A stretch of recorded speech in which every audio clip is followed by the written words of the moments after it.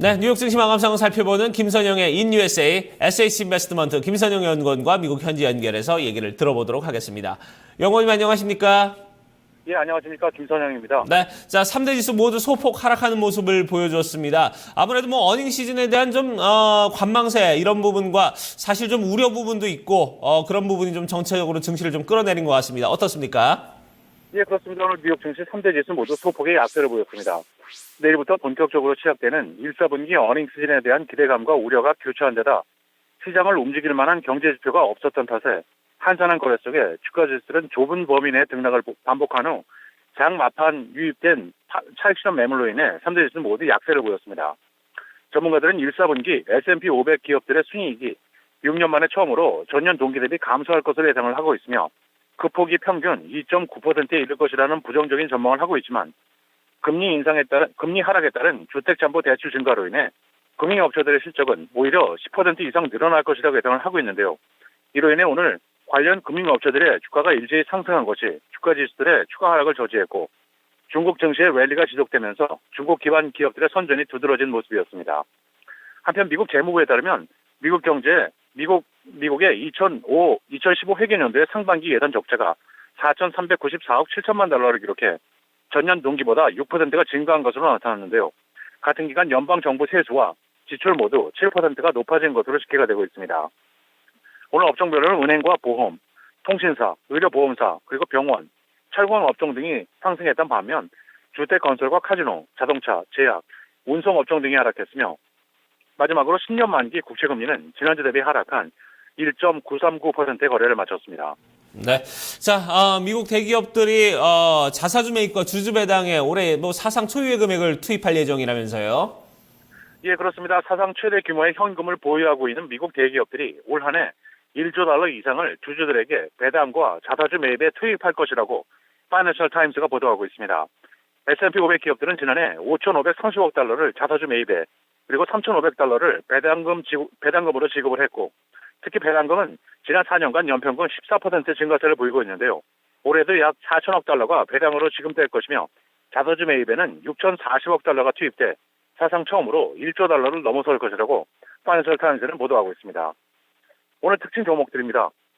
샌디에고 소재의 통신 반도체 업체 퀄컴은 행동주의 헤지 펀드인 제나 파트너스로부터 반도체 사업부를 분사하라는 압력을 받고 있다는 소식에 0.5%의 하락세로 거래를 마쳤습니다. 증권사 제프리스가 가입자 수 증가 가능성이 높다면서 다우지수의 구성 종목인 의료보험사 유나이티드 헬스케어를 매수할 것을 추천했다는 소식에 주가는 0.4% 상승세를 보였고 온라인 비디오 스트리밍 업체인 넷플릭스는 증권사 UBS가 목표 주가를 기존의 375에서 565달러로 대폭 상향 조정하는 등 자사 고객들에게 매수할 것을 권했다는 소식에 4.5%의 오름세를 보였습니다.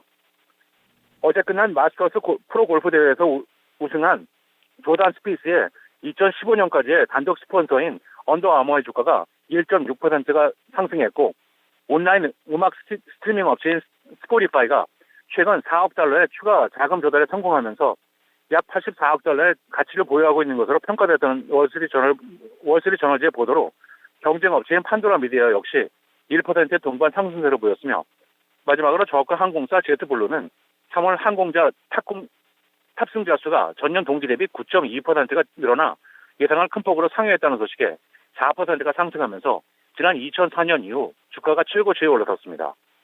자, 이제 경제 전망과 경제 뉴스와 일정들도 좀 체크를 해보도록 하겠습니다. 자, 세계은행이 이 동아시아 국가들의 내년도 경제 성장률 전망치를 좀 낮춰 잡았다고요?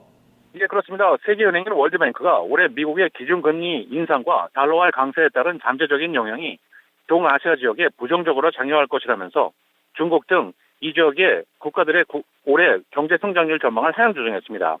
세계은행은 올해와 내년 중국을 포함한 이들 국가들의 아시아 태평양 지역의 경제 성장률이 6.7%를 기록할 것이라고 전망을 하고 있는데요.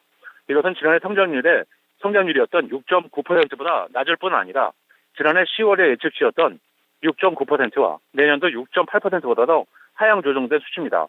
특히 중국이 이 지역의 전체 성장률을 끌어내릴 것이라고 월드뱅크는 전망을 하고 있는데요. 중국의 경제 성장률은 지난해 7.4%를 기록한 이후 올해에는 7.1%, 내년에는 7%로 추가 하락할 것이라면서 종전 전망을 하향 조정하고 있습니다. 마지막으로 내일은 상무부의 3월의 소매 판매와 노동부의 3월 생산자 물가지수인 PPI, 그리고 2월의 기업 재고 등의 경제 지표와 함께 JP모건 체이스, 존슨앤존슨, 웰스파고, 철도업체인 CSX, 운송업체인 JB헌트, 그리고 세계 최대의 반도체 업체 인텔이 지난 1, 4분기 분기 실적을 발표할 예정입니다. 네, 알겠습니다. 오늘도 좋은 말씀 고맙습니다. 네, 고맙습니다. 네, 자 이렇게 해서 미국 현지 연결해서 뉴욕 증시 마감 상황 살펴봤습니다.